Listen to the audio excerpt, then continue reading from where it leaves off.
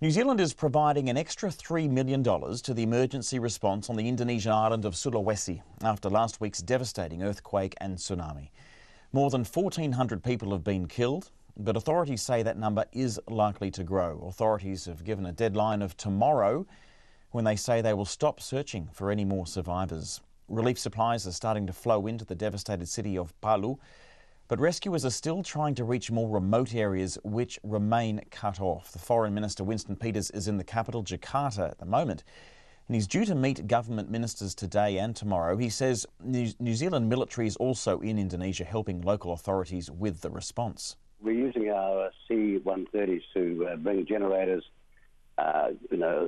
collapsible water containers in their thousands and thousands of tarpaulins, which is immediate sort of relief. We have to use those planes as well to take food and other things there and be on standby. So it's a matter of fitting into the relief effort. Winston Peters. Tim Costello is the Chief Advocate for World Vision Australia. He's just arrived in Palu, where he spoke to me from a distribution centre. What surprised me was a spanking new airport that was so damaged, and that obviously really delayed early relief efforts, and the knock-on effect was people were hungry for 3 or 4 days. They were looting shops, they were looting petrol stations that now are guarded by the military with queues of cars 2-3 kilometres long. Now a trickle of aid is getting through because we're starting to see Hercules C-130s land on that damaged airport that I came in on.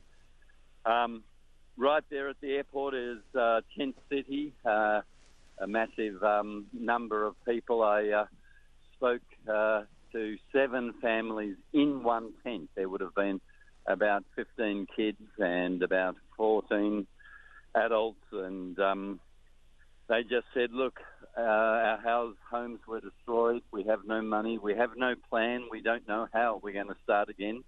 We're just here really dependent on the aid and distribution that World Vision and others are doing. And it really hit me that we're at the end of the search and rescue phase.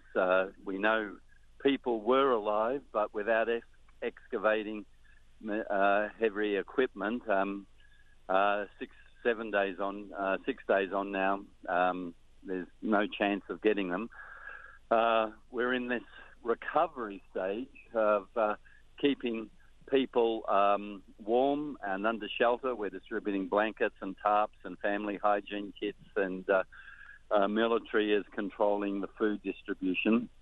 And then the recovery period will go for the next 2 years, seeking to rebuild a city that in part has been totally flattened. Wow, and really compounding the tragedy there, as you said, that people probably did survive, but they just couldn't be reached in time from the lack of machinery and probably personnel. But we've heard as well that last night there was a volcanic eruption on the island. Have you seen much around that, and has that made things worse? No, look, that's nearly 900 kilometres away from here, but talk about the unholy trinity, an earthquake first, a tsunami, and now a volcano. You start to think, what's the fourth horseman of this apocalypse that's going to hit this island? We cannot control earthquakes and tsunamis and volcanoes. What we can control is our response to that, saying these people deserve hope and dignity. We mustn't, look away. We must be generous and give and show them that in their moment of need, there's solidarity, that they're not alone. And that's really the message that we are spreading with our practical care. And a real focus, I might add, on children, setting up child-friendly spaces. So many kids whose parents, they don't know where they are, they're separated, or maybe they've died. 1,400 now the death toll, and that will go up. And in these child-friendly spaces, protecting them, because in chaos, traffickers, paedophiles take advantage of chaos.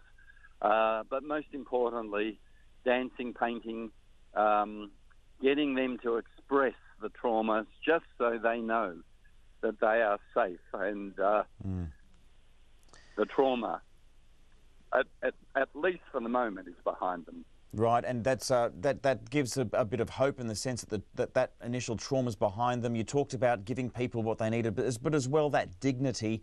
Oftentimes in the wake of these disasters, just out of desperation, you see a lack of dignity there. We heard of people standing in front of a military Hercules, stopping it from leaving just yesterday because of a fear of just a lack of food and water and the basic necessities. What's the vibe there at the moment as far as you can see in terms of people's desperation, or are they at least getting those basics? Yeah, so the desperation levels have reduced, thankfully, because they were the first 3 or 4 days. Great anger. Where is our government? Does anyone care?